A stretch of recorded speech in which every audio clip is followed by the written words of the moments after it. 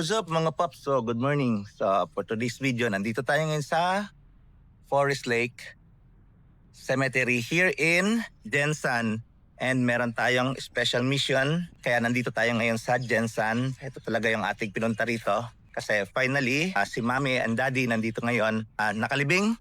And finally, makakasama na namin sila pauwi ng Luzon or ng Cavite.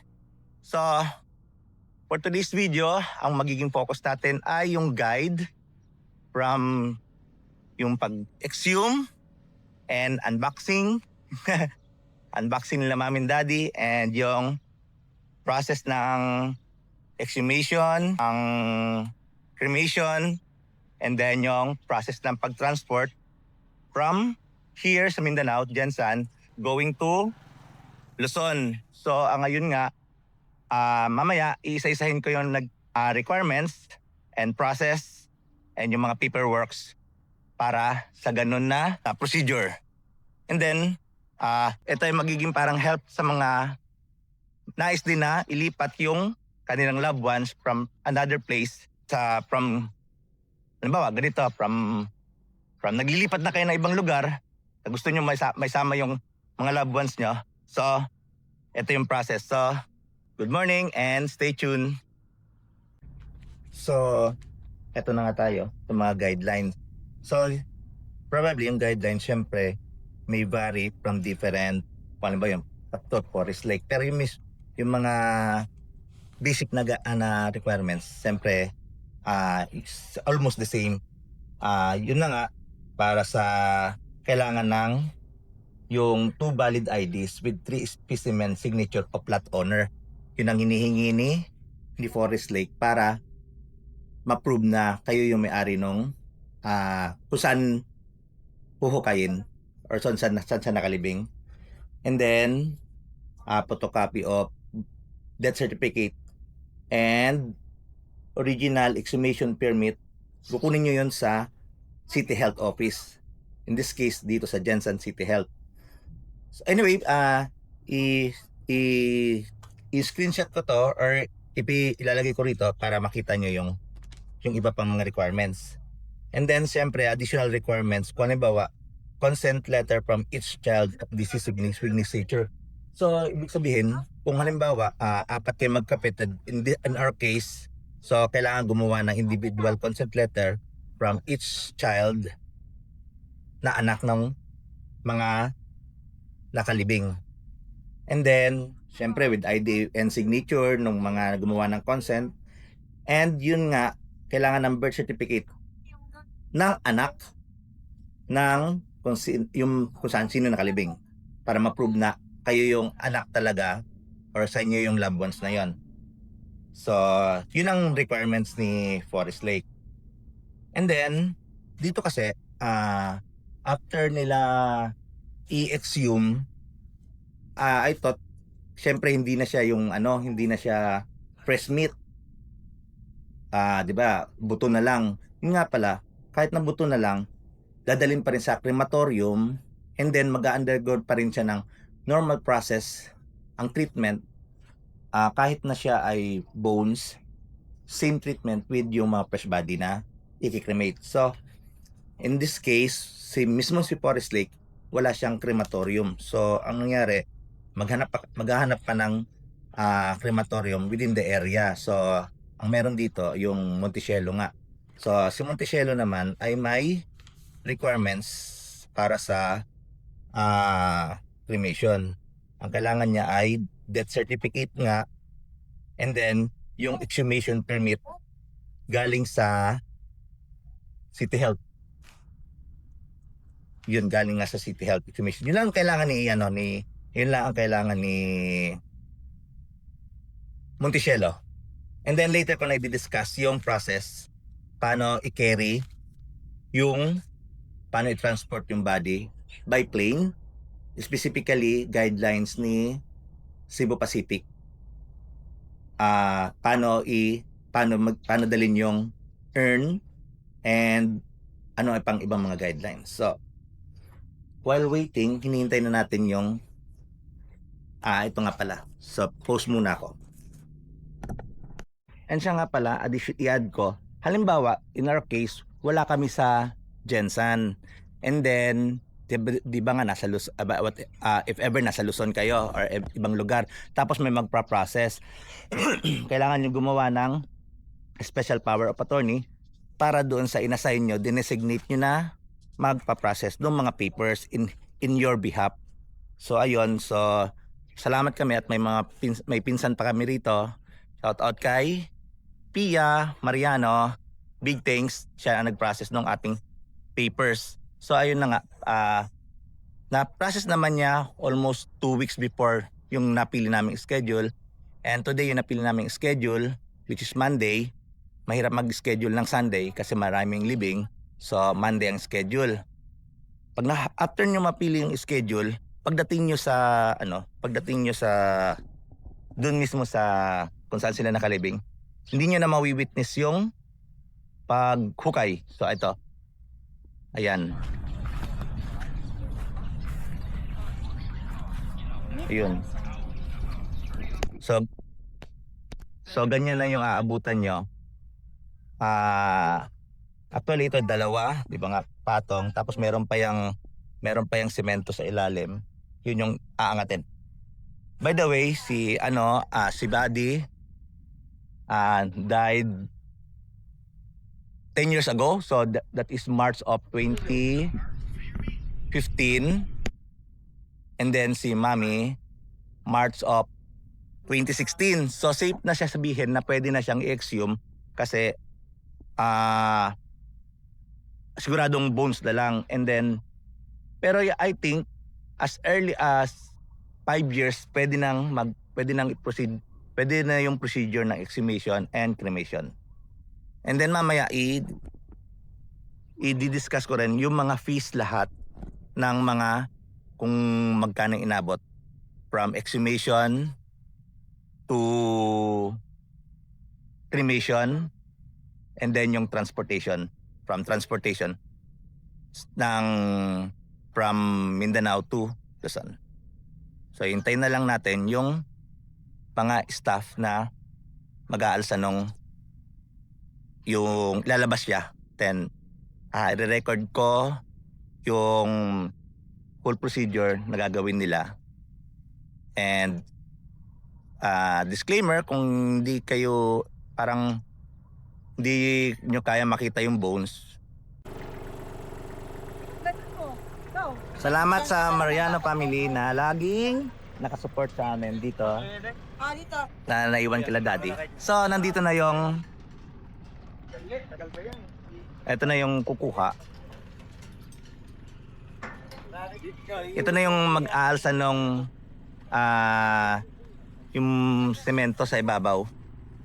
So, yun nga pala. So, kung ang pinaglibingan naman nyo ay para siyang mga apartment style, so may iba rin yung magiging parang procedure. So, ito ay applicable para yung sa memorial na tinatawag na type of na sementeryo, yung nakalibing sa lupa.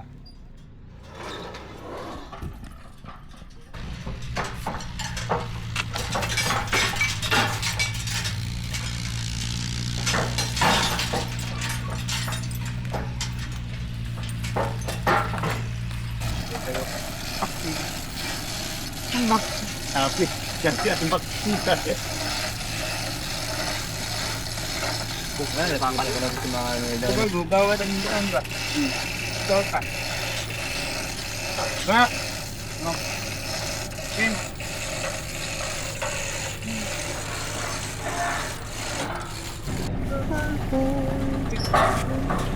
Natulog lang.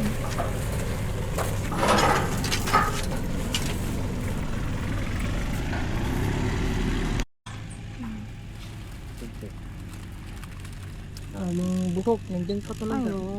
Ito na, buhok na lang yung tira.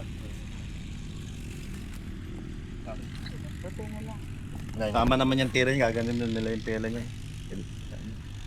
Koleksyonan nila ngayon.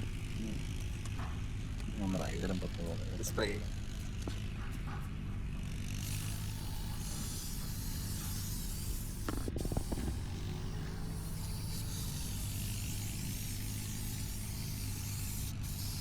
Ibilin ta ning tila sir no. Oo. Pwede naman ano. Pwede- Atilon na. Oo, Kay pwede. sunugon man ang gyapon. Magyapon no. Oo. Hindi talaga ang buhok ni Madam. Buhay na buhay. Buhay na buhay pa ang Para buhok. dali lang, anako na lang. Oh. Oo, gani. Lukuton na lang. Diba din? Hindi yan natutunaw ang buhok.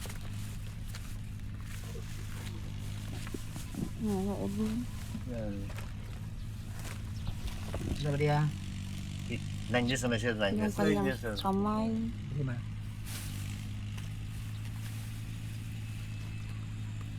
Finish ka man sa nasisira kay para ma-eliminate na dito.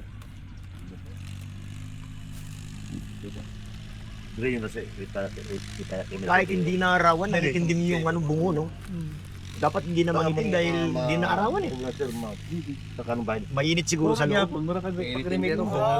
Wala din siya. Eh, walang singaw eh. Kaya ko dapat parado ko kay bukog na lang. Bukog na lang po. Oo, wala. Walang gyapog ano. Same rate. Kal niya. Presyong bukog parehara. Mas lamang ka na dito. Dito nga din siya dito.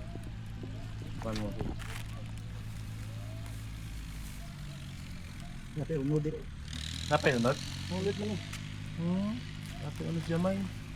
Sibay na ako, sibay na formalina, yung dirada. Jadi ka 5-6 years ganito, wala na. Wala na.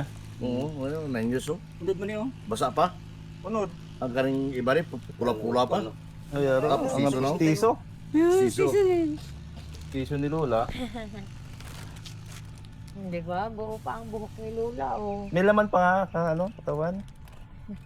Buo pa gali sir. Ay, kay nasa ano magud siya second. Ang mas ang nasa ilalim ang ano dali no kay Mas lalong. mas nasa youth ano siya eh.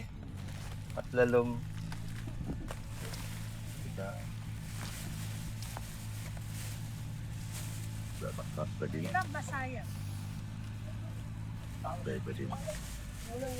Gini rin, wala na kayo. Pero dito daw yung ano nine ay mga screws na. Siguro dahil nakaibabaw. So ayun, tapos na si Mami. Tapos na yung kanyang unboxing. And then next naman ay si Daddy. So tatanggalin yung parang bolt, tatanggalin yung parang bolt. Nilinisin muna yung pagtanggal ng bolt kasama na pala yung kabawang. Tapos Daddy naman. So mamaya naman ulit. Try natin na maalsa ulit yung parang semento sa ibabaw.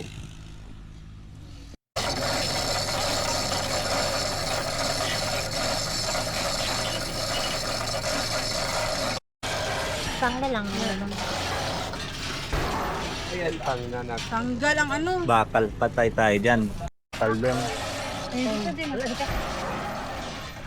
Bunot. Patay tayo Wala dyan. pa dito sa taas. Pantay. Pantay mang din. Putol na siya. So ayun. Nahirapan na. Ialta na yung bolt.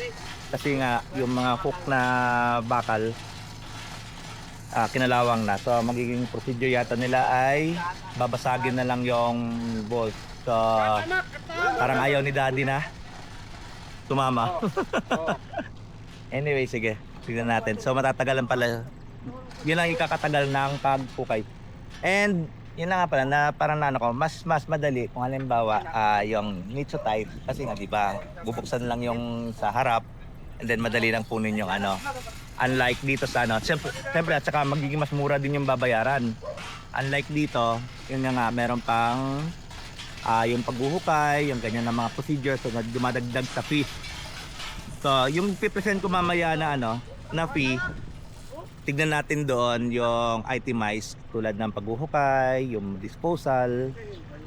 Tapos yun ang magiging parang basis niya na siguro. Ito na siguro ang pinakamahal or pinakamahirap na procedure, unlike sa procedure kung hamba nasa nicho siya or nasa apartment type.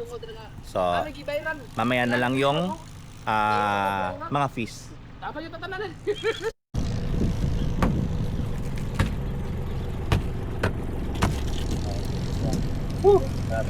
Baswa dito. Nakuha na yung Taga dire ha. Sa SM lang. So ganun ang ginawa nila na paraan para maalsa ulit. So nilagyan ng hook. So, papipilitan na si Daddy sumama.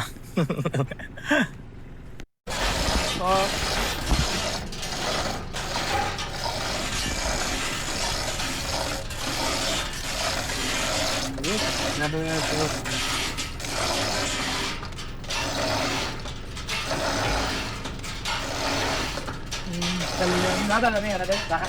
Wala rin. Tara na. Ging.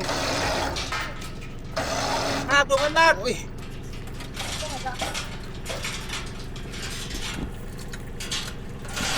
Kita ka mata. Lalo ka na, luwag pa na eh. Manaligid. Angat pa yung libot.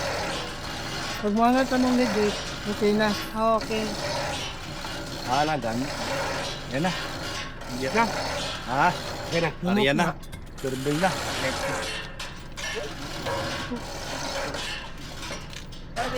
Ay,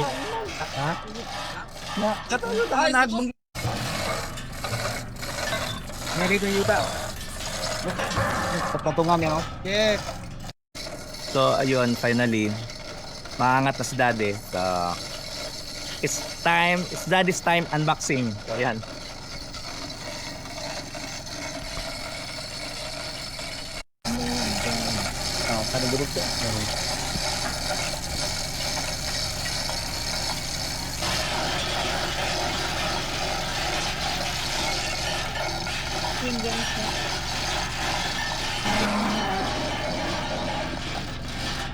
Gamot.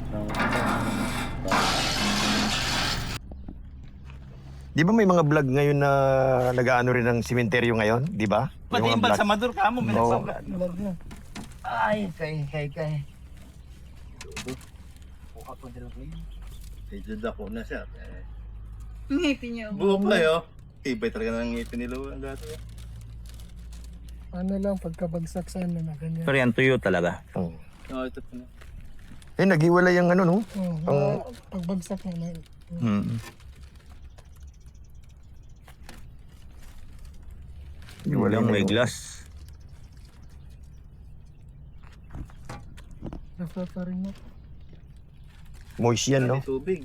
Moist yan o ano yan, boss? Tubig na ano. Siguro. Yung tubig na ano niya. Doble yung tanim mo ang napakay igubag wala na nagbag. Wala na isa. Di, sapo ka Dadan na. nga. Di pa tako. Ayan.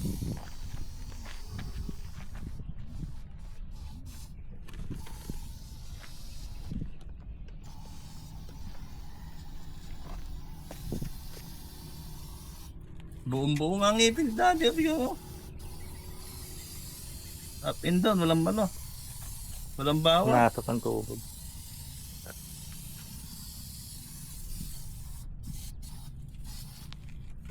Hindi.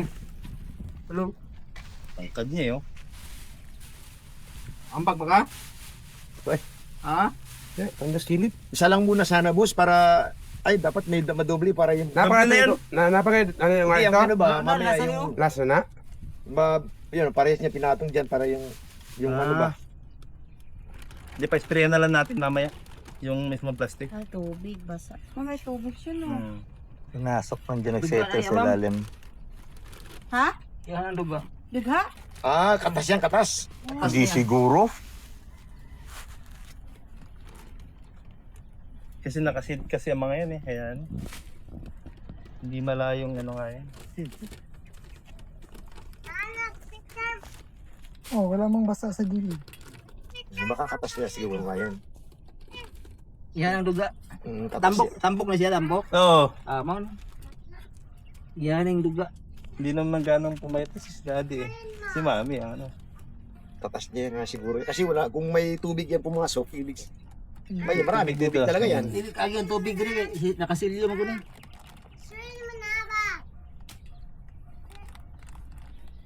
Kamutin niya, kamut. Mga daliri yan.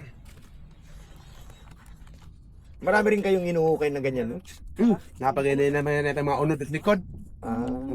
Ano yan, kinukuha nila Oh, o yung kasi tagpras niya, tagtungod. Balhin sa ano. pagbalin sila? Pero dili, wala pa'y, wala pa'y para sa mga bukog, halimbawa, Wala. wala parang yung mga public, ganun, yung Patong-patong. Pero may patong-patong ito. Wala. Dito sa Tumoy, wala din. Lumnat ka nandun.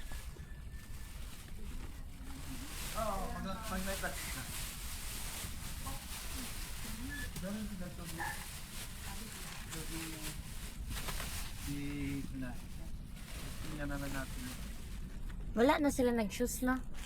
Wala, medyas na lang. Wala. Hindi ka pasukin sa langit pag nakasapatos ka. Kuya Maiko, magaling naka-heels. Yun lang.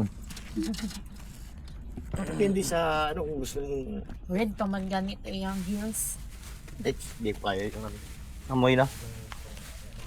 Kulang na yung silicone.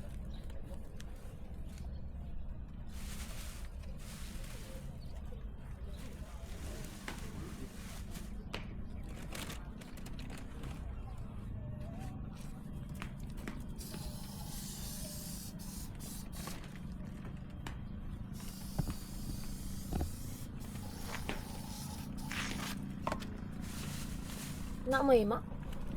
Wala na amoy. Parang formalin. O yung spray na naamoy ko, yung Lysol.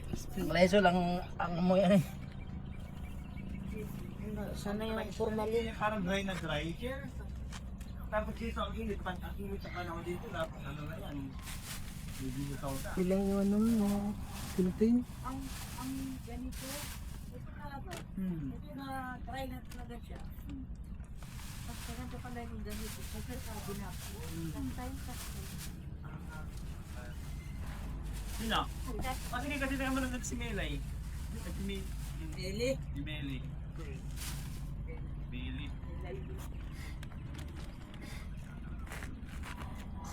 Hindi naman na rin ka. Hindi babalot na mo ba? Dala ka ako ng ano. Nakamo sila ng pantangkap, nakatiro. Wala nung kami ano. Eh! Tapos ka naman, uy. Hindi naman sabi sa akin. Bakit yung wala magmula na kaya? Busis ka ba?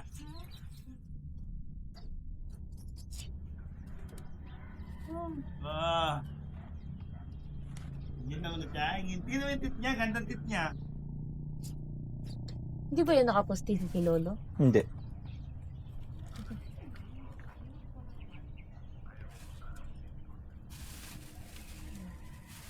Yeng! Okay, kompleto na. Eh, pinupinding ka. Tit ka na dyan. Parang alanganin Kaya yung... ito silupin ito ani ano. Alanganin yung silipin, no? Umusog na silupin sinato nito. Ano na ako na ha? Lagi bukol ng hidaan na. Ana. Salamat ka. Salamat sa inyo.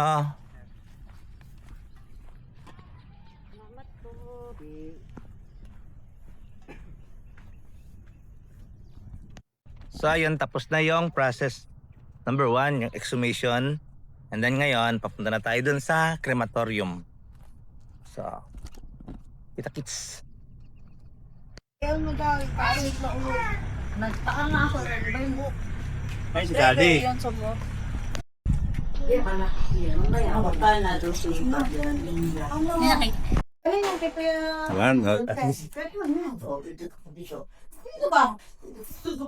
Tandaan mo. Sabay pala? Oh, hindi. Isa-isa. Sabay na. Magkaisa nga sila. Isa-isa Puntaan sila. natin mamaya. Isa-isa sila. Hindi yan kita magsabayin. Isa-isa yan. Isa-isa ano yan. Pag-isa silang ano. O kasi kukulik baka maghalo. Mas lalo siya magrereklamo pag naghalo. Mag-awari. Yan ang harang. Madali naman ako yan. Bakit madali lang? Ay, kasali na Kaya mas marami ang awon. Size na yan. Pandagdag ka po din yan. Then si Daddy, dito si Manay. Ay, wala. Hindi, hindi kaya, baka nakalimu magkabaliktad Hindi, basta daw yung Marami lalaki. ako sigurado si Daddy. Yung ano, mas maraming... Wala na. Bye. Babay, Mami. Siyado talaga. Wala na. Aalis na sila ng Jensen. Oo. Si Pipito, Manaloto. Manaloto, sabi pa ni Lexie. Pipito Manaloto, sabi ni Lexie. So ayun, nandito na tayo sa Monticello Crematorium. So pagdating dito, pipipin ng mga staff. Tapos, ang option namin ay diretso na. So diretso na sila pinasok na doon sa crematorium machine, ang tawag doon. chamber. Tapos, dalawa naman yung unit. Kaya sabay na sila. So, time natin kung ilang minutes ang magiging duration. So, mamaya naman ulit. So, while waiting nga pala, habang tinatapos yung cremation procedure, discuss ko yung fee doon sa Forest Lake, yung exhumation phase 1, exhumation procedure. So, dito naman ay naka-breakdown. So, yung exhumation fee, pero i-insert ko pa rin dito yung yung parang copy nito para mas clear. Ang exhumation fee ay 12,500 per deceased. So, umabot ng 25,000 kasi dalawa sila, times 2 na nga. And then, bone howling, 2,000 each, so 4,000.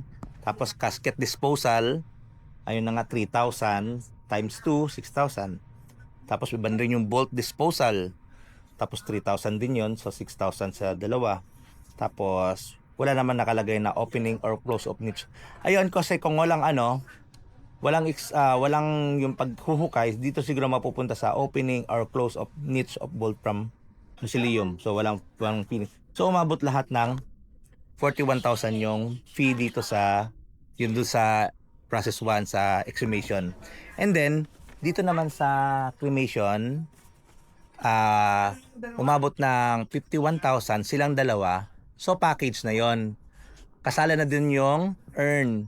So whether may fresh meat pa siya or fresh flesh or bone cremation na siya, same pa rin ang magiging price, walang discount. And then option nyo na makapagpili ng urn, kasi hindi mo pwedeng i-separate yung urn. Alam mo, naisip mo na, mas gusto ko yung ibang urn, bibili ako sa Shopee, sa Lazada, hindi pwede.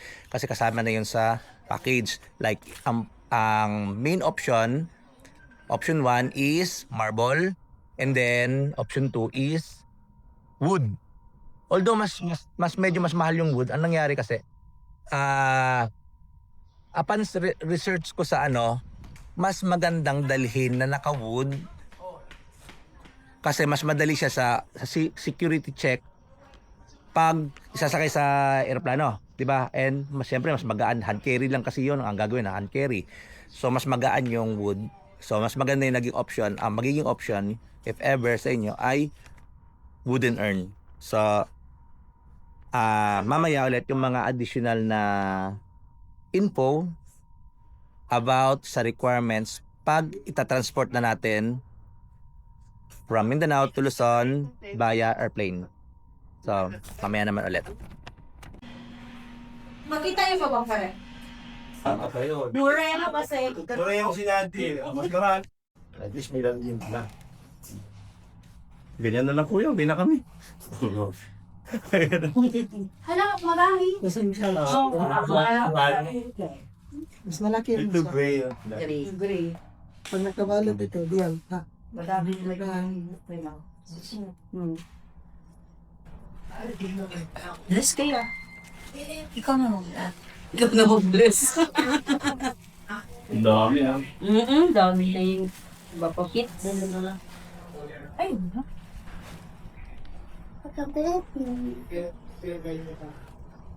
Ano dito na lang ito? Oh, yeah.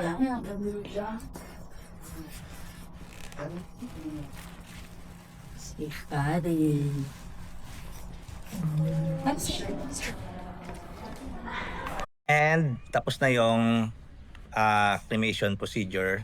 Ay pasok na sa urn and it only takes less than almost 1 hour and 30 minutes. So yung next na lang ng mga procedures like yung mga permits, dudugtong ko na lang dito pag natapos ko na yung procedure na yun. Kasi ang next ay meron pang lalakarin sa City Health Office para sa permit to travel. Okay? So what's up mga paps? Ito na yung continuation ng ating guidelines from exhumation to cremation and then to transportation of remains to another place like punta na tayo ng Luzon. Andito na tayo ngayon sa pre-departure area ng General Santos City International Airport. So ayun nga, yesterday after na cremation, may ibibigay na certification si Montecielo. Ito binigay ni Montecielo, certification.